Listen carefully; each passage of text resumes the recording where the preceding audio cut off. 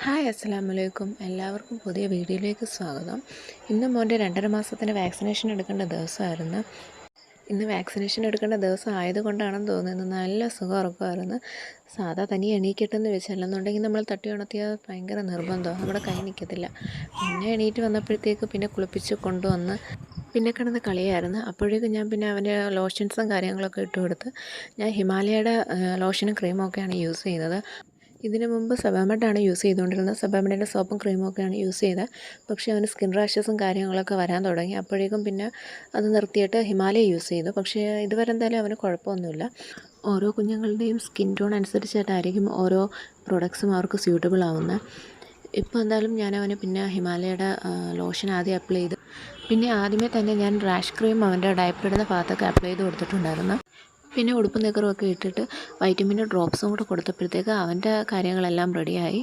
1.5 മാസത്തിൻ്റെ വാക്സിനേഷൻ എടുത്തപ്പോഴത്തേക്ക് ആദ്യം കളിയും ചിരിയൊക്കെ ആയിരുന്നെങ്കിലും പിന്നെ അങ്ങോട്ട് നിർബന്ധവും കരച്ചിലും ഒക്കെ ആയിരുന്നു. പിന്നെ ഏകദേശം വൈകിട്ടൊക്കെ ആയപ്പോഴത്തേക്ക് എന്തായാലും ആളൊന്ന് കൂളായി. അങ്ങനെ ഞങ്ങൾ പോകാനിറങ്ങി. ഞങ്ങൾ പോയത് വിളക്കുടിയിലുള്ള PHC സെൻറ്ററിലാണ് പോയത്. ഇപ്രാവശ്യം ഒരു ഇഞ്ചക്ഷനും 2 തുള്ളിമരുന്നുമാണുള്ളത്.